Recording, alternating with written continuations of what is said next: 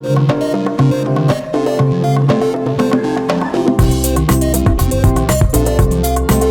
this is Dave from the Adobe Character Animator team, and welcome to the November episode of Tips and Tricks. Today we'll start off with a community spotlight and especially take a look at 3 different users who are using video game controllers as ways to control their characters. Then we'll move on into the Mailbox section where we answer your user questions, especially taking a closer look at the new physics tags and how they work or don't work together in different combinations. Then last month was Adobe MAX in Las Vegas, and Dan Ramirez taught an advanced class, and we have that project file and 50-page PDF for you to download, so I'll show you how to do that and a quick walkthrough of what to expect from that advanced class. And then finally, we'll take a quick look at a tip about making the Nutcracker Jaw behavior be a little bit more connected to the rest of your head. That's it for this month, so let's get started. Starting off this month, we've got Mr. Brown. This is an awesome character created by a guy named Tony living over in Japan. And the interesting thing about this is he has actually created 3 separate YouTube channels all starring this character. Sketchflix, which is a creative channel, Setsume, where he explains various concepts, and Kaiju Kojo, which is about games, TV, and movies. And so he's made this little fun, expressive character that has a lot of depth to it that he can reuse on every channel. And it doesn't matter if it's live, pre-recorded, video games, drawing tutorial, talk show. It doesn't matter because he's got this rich, deep character that he can reuse over and over again to narrate and go through these different experiences. And I think this is the same thing we've seen with Scribbly on Twitch and others. If you invest your time in one really detailed, deep character rig, the results can really pay off. And in this case, he's able to create multiple things a week with this character across 3 different channels, and it's just this one guy doing it all. So excellent work, Tony. I can tell that you're passionate, and it's really entertaining to watch this character across all these different channels and creations. So job well done. The way a lot of us interact with characters, even outside of Character Animator, is in video games with video game controllers. And this stuff's just second nature to us. We know that if you move the right analog stick, you will zoom a character in and out or zoom the camera. That left and right will move the character left and right, and different buttons do different things. And what's cool about this is 3 users in the past month have been experimenting with using video game controllers to control puppets in Character Animator, and the results are pretty awesome. So we'll start off with Tom Scharstein. He has found out a way to connect a PS3 controller to a PC. He's using XPatter, which is a $10 program that maps mouse and keyboard inputs to video game controllers. And then a free program called Auto Hotkey, where you can write scripts to make different combinations as new keys or stacks or that sort of thing. And in fact, he also recommended something called Pullover's Macro Creator, which is a free tool that helps you write scripts for Auto Hotkey. And by doing all of that and combining those together, he was able to use his PS3 controller to do all these triggers and rigging for his character. And so he can do eye control, different eyebrow triggers, blushing, all of these different things to create a really expressive rig, and says it's really natural to be able to do it with a video game controller. And for Tom and all the others that I'm showing here, all the links to all the applications that I'm talking about are going to be in the video description below. So if you want to check them out and try these things on your own, feel free to. Next up, we've got our friends at Digital Puppets, and they found a way to hook up an Xbox 360 controller to PC and also have MIDI input as part of that. So they're using KeySticks, which is another program that lets you map keyboard and mouse inputs to a controller, and that is about $15. And then Ocean Swift Xbox MIDI controller. This translates your controller into different MIDI inputs, and that's about $15 as well. And so they've got all these triggers set to the various buttons, X, Y, B, A, all of that to, show certain key triggers. But the coolest part is that they figured out a way to do the right analog stick to both scale and position Y. So as they move that up and down, the character will zoom in and out, but it will also change the Y position so they can have it so that, the head is always centered, or the body is exactly where they want it in the Y position. They've said they're going to do a full YouTube tutorial about this soon. So as soon as they do that, I'll make sure to link it in the video description below. So excellent work as usual, guys. And finally, we got Dan Ramirez from the Character Animator team. He has been fooling around on the Mac with a way to connect his PS4 controller using an app called PS4 HID to MIDI. And he was just fooling around with kind of hooking up this arrow to gravity and seeing what he could do with that. I think he wants to make an asteroids game or something along those lines. And so it's great to see all these experiments. People are trying different things out, and it's just a really nice, natural, fun way to control a character with a video game controller. And I'm sure we will be showing more examples of this type of stuff in future episodes. Our first mailbox question this month comes to us from Test Monkey, who says, "It looks like the way you export and import has changed with the last update. Can you explain what I need to do now?" Well, importing actually is the same. You can always just go to File, Import, and that's going to bring in any PSD or AI file, any Photoshop or Illustrator file. As a shortcut, you can also double click on any blank space here in the project panel, and that is also going to bring up the import dialog. Now, as far as export, you've got a ton of different options, right? If you just wanted to export this as a video, you could go to File, Export, Video via Adobe Media Encoder. That's going to send it to AME and allow you to export this as any type of video file in any sort of format you want. So if you've just recorded a performance and want a video, that's the best way to do it. Now, a lot of people want to add finishing touches in Premiere Pro or After Effects or something like that. And so you would just dynamic link your character animator project into one of those. And we've shown this several times, but just to reiterate, if I got rid of this background, for example, in here, so I've just got my character in this recorded performance that I've done, then in After Effects, all I have to do is File, Import, File, and find the chproj file that includes whatever recording I've done. Hit open. That's going to show me all available scenes. I know Ramirez is the one I want. I click OK, and that's going to bring in my recording as a dynamic linked sequence. I can then drag this into the new composition, and that will make it show up as a new composition, and I can add additional background, foreground, other elements to this. Now, in the old days of Character Animator, one way that people would export is through a ping sequence and wave file. And we've actually still got that if you go to File, Export, Ping Sequence, and Wave. But we definitely recommend doing Dynamic Link now just because the ping sequence is so limited and it just gives you so many different files. And if you make any edits or changes to your original puppet or your recording or anything like that, you're dealing with baked in files with the ping sequence, and so it won't automatically update. Dynamic Link is definitely the way we recommend. Now, if you still want to use the ping sequence and wave file, you can do that, but you're going to have to go through a few extra steps to do so. Now, in the past, in After Effects, there was File, Scripts, and there was this thing called New Comp from Character Animator Recording. You'll see that in the latest 2018 version of After Effects, that is not here anymore.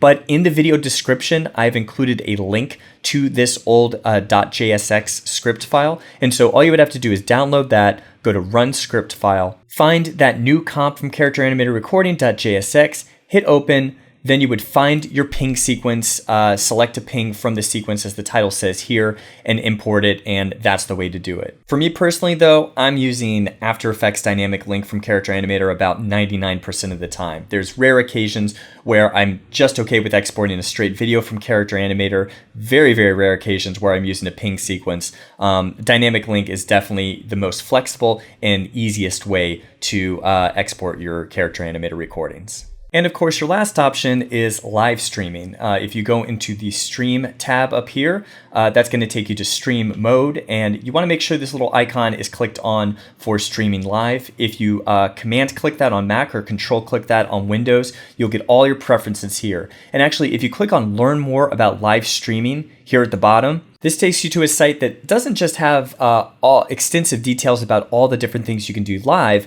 but also the things we just talked about Dynamic Link and AME and ping sequences and all of that stuff. So, if you have any questions about how to export or what your options are, this is the best place to go. Next question is a two-parter coming from Judge Detroit.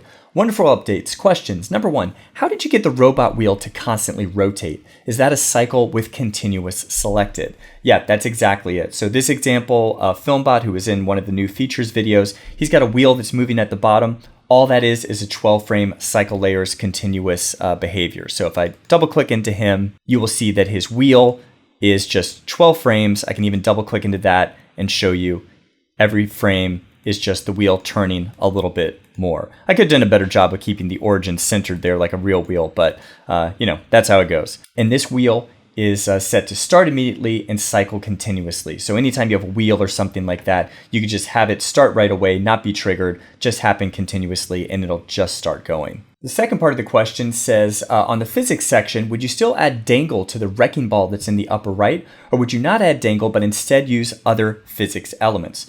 So he's talking about, this physics playground is another free example project you can use to try and play around with physics. But this wrecking ball in the top, how was this put together? So let's go into rig mode, and you'll see all it is these kind of nested groups that each are tagged as collide and dynamic. And there is no dangle associated with it. In fact, if you roll over dynamic, you'll see it says, used by behavior physics, usually combined with collide tag, incompatible with dangle tag. So you really don't want to combine these two, dangle and dynamic. In fact, I made a little example project here, and all I did was have these, 7 red squares, and I tagged them different things, dangle, collide, dynamic, or combinations of them. And if we go into the actual scene here, that's what happens. So dangle by itself is going to be like, a little bit like a flag. It's got a little dangle handle I added in the corner there. Collide, I can move it, but it's not going to fall. It doesn't have dynamic, so it's not subject to the laws of gravity.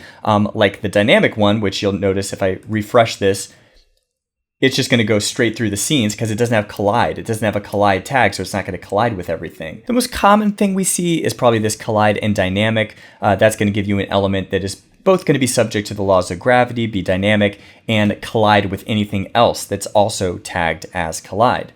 Now, when you start to get into these last three, I wouldn't recommend doing these. Dangle and collide, yeah, it's got the dangle, but it doesn't really make sense why you would do this. And same thing with dangle and dynamic, and dangle plus collide plus dynamic. Both of these have dynamic, but they are not falling like dynamic did over here because of that complication when you've got both dangle and dynamic tag. So basically, I would stick to these 4 on the left personally, dangle, collide, dynamic, or collide and dynamic, and leave those other guys off. And the last question today comes to us from Martin Nelson. I'm going to summarize this question, but basically he's asking about what's selected and why are certain things showing up in the right-hand side when it doesn't look like that's the thing that's selected, and so on. So the way this can be a little confusing.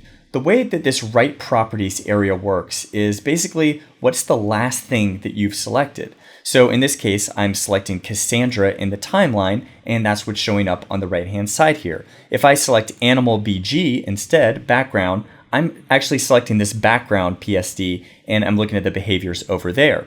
Same with if I select a scene here, or a puppet here, or other things. Whatever is the last thing you've selected, this also happens in rig mode. If I go in here and select individual layers or groups, whatever is that last thing I selected is what's going to show up here on the right side. So yeah, you can run into a few kind of confusing situations. Like here, I've got Cassandra in the timeline selected, and I'm seeing her properties over here. But in the project panel, it looks like Physics Playground is selected. But you'll always be able to tell by whatever is at the top of the properties here. So here I can clearly see it's Cassandra. That's what I'm dealing with. She's in the timeline. That's the sort of stuff that I'm editing here with the properties. If I click on Physics Example, I'll see that listed up here, and so on and so forth. I get scene properties if I select a scene. So as you're going through stuff, just make a mental note of what's at the top of that properties panel and what is that last thing that you selected, because that is what the properties on the right is reflecting.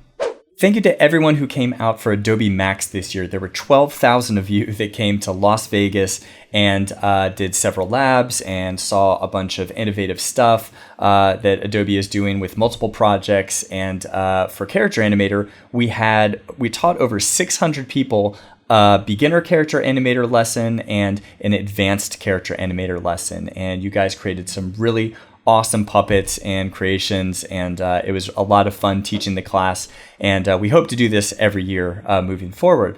But if you weren't there, Dan Ramirez taught an advanced character animator class, and basically, let me bring the video over here. This was the end result of it, where Wendigo has a baseball at this carnival type setup using Adobe Stock. The ant comes in, takes the baseball, walks back, throws it, knocks the different little bottles over, and then Wendigo gets surprised and hands him balloons. The ant grabs the balloons and floats off into the stratosphere. So there's a lot of things going on here, different, walk cycles, physics, being able to actually throw something and hit them, the switching of the balloons in hands, and then eventually the ant getting the balloons and having gravity affect him. It's a lot of advanced techniques. And Dan has made this whole project available to everyone online to be able to download. So the way you would get it is go to the start panel and click on Red Monster here where it says see more. Click on him. And then on this examples page, if you scroll down to the additional puppet resources, there's a line here. Dan Ramirez did an advanced class at Adobe MAX. Download the worksheet and example files.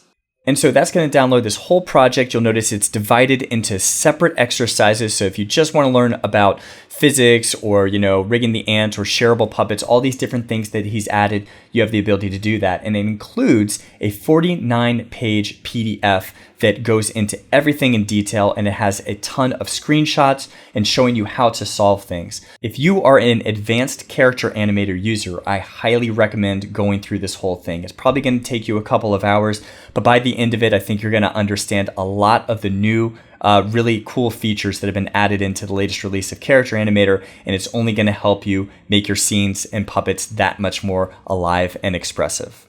Ah, yes, the Nutcracker Jaw. This has always been a great alternative for the usual mouth swapping for lip sync. So instead of showing different mouths for every different sound that you're saying, instead this is just one group that's moving up and down to match your own jaw movement in the webcam or the audio amplitude as you're talking. You'll notice my Nutcracker Jaw behavior here has camera input and audio input, both armed, and the flappiness levels are set appropriately. So this is the old way that Bongo the gorilla looked, and this guy is a free downloadable puppet, although you don't want this version. There's a new version I'm going to show you in a second because we changed several things. Actually, two people on the team, Dan Ramirez and Dave Simons, figured out a way to make this feel a little bit more connected in the latest version. And you'll notice that's always been one of the shortcomings I felt with Nutcracker Jaw is it feels so disconnected from the rest of the character, right? As I'm talking, you can even see sometimes it completely leaves the looks like it's really floating. If I really push up these flappiness parameters, you can see how it really becomes disconnected from the rest of the head. So that's no good. So let's look at how the old version was rigged, and then I'll show you how the new version is, and you can use it as a guide for helping create this sort of effect in your own puppets. All right, so you always got your character selected up here, Nutcracker Jaw added as a behavior over here, and it says target handles 1. It means one thing has been seen to work with Nutcracker Jaw that has been tagged as a jaw layer. So if I go to my jaw group here, this is a group that's been set to independent with a little crown icon, meaning it can move on its own. And if I go down here, I can see that that has been tagged as a jaw. And that just means when I talk, because I have the Nutcracker Jaw, this group named jaw is going to move up and down. But as you can see, it is very disconnected from everything else. So the way that they fix this in the new version, the jaw is not independent. And when things are not independent, that means anything else that it's connected to with this yellow line over here, or anything you're seeing with this yellow outline on the right side in the canvas, that means it's going to pull and bend and warp on those things collectively. But when you start adding a lot of fixed handles and sticks and things like that, you can really constrain the amount of warping or pulling and or where certain parts stick and where certain parts bend. So if I go into the jaw, actually if I double click this, so the first thing you notice is the whole group is not tagged as jaw, but instead this stick right here that's in the middle has been tagged as a jaw. So that's the actual thing that's been tagged and is going to try to move up and down as you talk. Now there's these fixed handles that are set up here, basically meaning, these parts are going to stay up top, and then this whole area in the middle is what's going to warp and bend and pull as this jaw stick is moving up and down. Now to preserve the fidelity of the teeth here, they added in these sticks kind of around them to help kind of serve as a force field, right, to protect them from the bending and the warping. And that's kind of a nice trick when you want to keep things doing that sort of thing. And then you'll see in the head, they actually added quite a few other fixed handles just to keep certain face elements in place. Okay, so when you put this all together, what does it look like? So now, as I'm talking, look what's happening. The jaw is moving up and down, but it is more connected. It is, because it is not independent, it's not moving as one piece up and down. It's actually connected to the other pieces that are also not independent with it. So that's including the cheeks and the jaw and all that stuff. And you'll notice it works and looks really, really nice. So the bottom line here is if you play around with fixed handles, with sticks, and with independence in these parts of the head, you can get some really nice effects of things pulling up and down. Now you have to play with the parameters here a lot because, if you bring this too far up, then you'll really get something that doesn't look that great. But you probably wouldn't want to do that. So Bongo is the very first example on our free examples Adobe Puppets page. So you can download him, check out exactly how they did this, and see if this is something that you can add to your own puppets.